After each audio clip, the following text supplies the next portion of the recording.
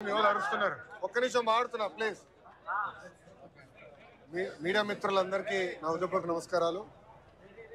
యువగలం పాదయాత్రలో ఇంటర్ విద్యార్థుల్ని ఆనాడు నేను కలుస్తాం జరిగింది. కలిసినప్పుడు వాళ్ళు పదే పదే మా తల్లిదండ్రులు మమ్మల్ని ప్రైవేట్ కాలేజీలకి పంపించలేకపోతున్నారు, అందుకే ప్రభుత్వ జూనియర్ కళాశాలలో మేము చేరుతున్నాము, మాకు కూడా ప్రైవేట్ రంగానికి ధీటుగా మాకు కరికులం కానివ్వండి, టెస్టులు కానివ్వండి అన్నీ మెరుగుపరచండి అని ఆనాడు నేను కోరటం జరిగింది. దాంట్లో భాగంగా మన ప్రభుత్వం ఏర్పడిన వెంటనే జూనియర్ కళాశాలలో ఉచితంగా టెక్స్ట్ బుక్స్ మనం అందజేస్తాం జరిగింది. ఇప్పుడు ప్రధానంగా మధ్యాహ్న భోజనం కూడా మన పిల్లలకి మన ప్రభుత్వం అందజేస్తాం జరుగుతుంది.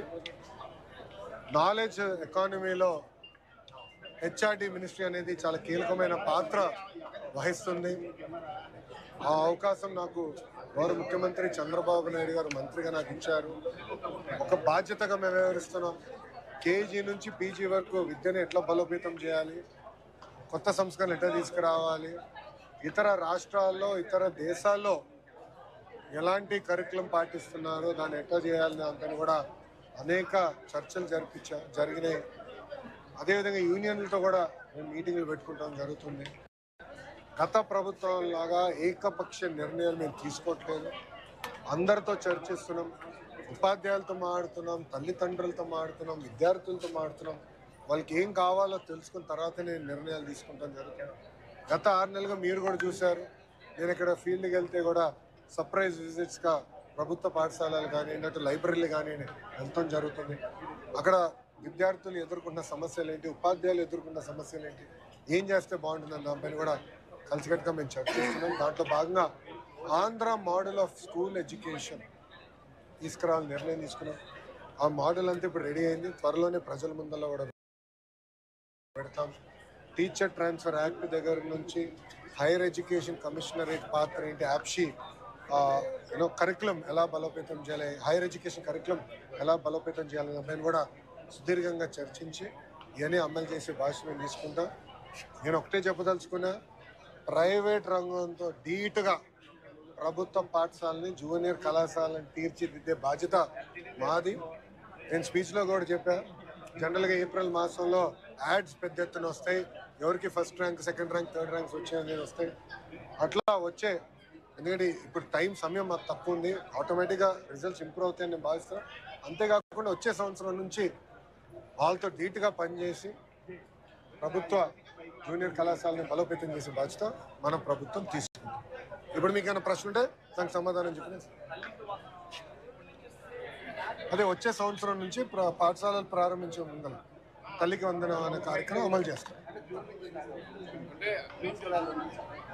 పాఠశాలలు ప్రారంభమయ్యే లోపల తప్పనిసరిగా తల్లికి వందనం అనే డబ్బులు మేము తల్లికి అందజేస్తాం.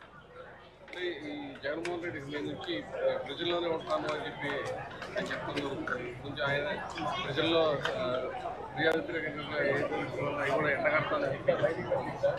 ఇప్పుడు గత ప్రభుత్వంలోగా ప్రజల వ్యతిరేక ప్రభుత్వం అది కాదు.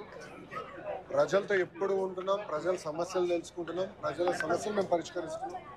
మీరు చూస్తే ప్రజా దర్బార్ నేను పెట్టుకుంటున్నా, శాసనసభ్యులు, మెంబర్ ఆఫ్ పార్లమెంట్స్ కూడా అనేక కార్యక్రమాలు వాళ్ళు కూడా పెట్టుకుంటారు, ప్రజల్లోకి వెళ్తున్నారు, సమస్యలు తెలుసుకుంటున్నాం. మనందరం అర్థం చేసుకోవాలి ఏంటంటే రాష్ట్రం ఆర్థిక ఇబ్బందుల్లో గత ప్రభుత్వం చేసిన అప్పుల వల్ల ఈరోజు వడ్డీ విపరీతంగా పెరిగింది. దాదాపు 4,000 కోట్ల నెలకి డెఫిసిట్లో మన ప్రభుత్వం నడుస్తుంది. సో ఇచ్చిన ప్రతి హామీని నిలబెట్టుకోవాలన్న లక్ష్యంతో మేము పనిచేస్తున్నాం. మీరు చూస్తే భారతదేశంలో ఎక్కడ లేని విధంగా పెన్షన్ 4,000 రూపాయలు అందజేస్తున్నాం, వికలాంగులకు 6,000 రూపాయలు అందజేస్తున్నాం. భారతదేశంలో ఏ రాష్ట్రం చేయట్లేదు. అన్న క్యాంటీన్ మూసేసిన అన్న క్యాంటీన్ తెరిచి మళ్ళీ మేము ప్రారంభించాం. ఉచిత గ్యాస్ పథకం కూడా 3 గ్యాస్ సిలిండర్లు ఏదైతే హామీ ఇచ్చాం అది కూడా అమలు చేస్తాం. అట్లా ఇచ్చిన ప్రతి హామీ ఒక పద్ధతి ప్రకారం నెరవేర్చుకుంటాం. ఇప్పుడు గౌరవ పులివెందుల ఎమ్మెల్యే గారు ఇప్పుడు ప్రజల్లోకి వస్తూ తప్పేం లేదు, రావచ్చు అంటే 5 సంవత్సరాలు ఎవరు కంఫర్ట్ లేదు, ఇప్పుడు వచ్చి తిరుగుతారు. అంటే ఇప్పుడు వరకు